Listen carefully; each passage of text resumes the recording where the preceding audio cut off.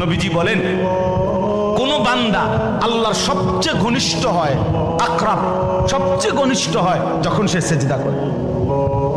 সেজদা করে।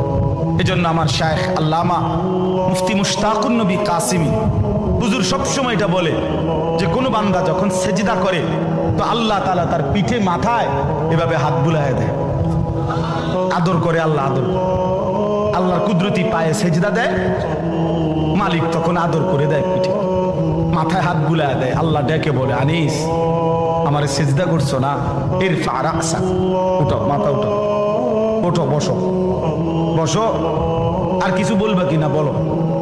তো বান্দা বলে আত্তাহিয়াতু লিল্লাহি ওয়াস সালাওয়াতু ওয়াত তাইয়্যিবাত। আল্লাহ বলে আচ্ছা আমার প্রশংসা করলাম, খুশি হলাম, আর কিছু? আল্লাহুম্মা সাল্লি আলা মুহাম্মাদ ওয়া আলা আলি মুহাম্মাদ। ও মাশাআল্লাহ, আমার বন্ধুর প্রশংসা করলা, দুরূদ পড়লা, আমি এত খুশি হলাম, এখন কিছু আর বলবা?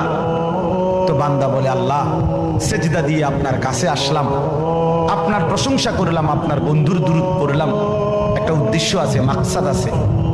কি মাকসাদ, কি উদ্দেশ্য? আল্লাহুম্মা ইন্নী যালামতু নাফসি যুলমান কাসীরা। আয় মাওলা, আমি বড় নাফরমান মাওলা, আমার গুনাহ অনেক বেশি মাওলা, আর আমি জানি ওয়ালা ইয়াগফিরুয যুনুবা ইল্লা আনতা, আপনি ছাড়া আর মাফ করার কেউ নাই। এই জন্য আপনার এত কাছে আসলাম, আপনার স্পর্শ পেলাম, আপনার বড় আকরাব ঘনিষ্ঠ হলাম।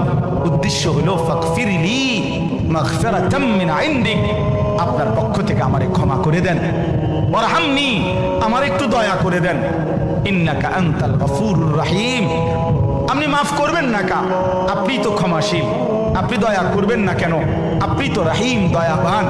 আল্লাহ বলে কস কি রে বান্দা, এত আদর করে বললে মাফ না করি কেন? কি কইছেন এখন? আল্লাহু আকবার। এই জন্য বান্দা যখন সালাম ফিরায় এই ডানে বামে, তখনই একবার কি পড়ে, অর্থাৎ উদ্দেশ্য হলো সে সালাম ফিরাইয়াই আল্লাহু আকবার বলে, অর্থ বলে আর মানুষের জানায় ভাই সাহেব আল্লাহ বহুত বড় মহান, উনি আমার মাফ করে দিচ্ছেন।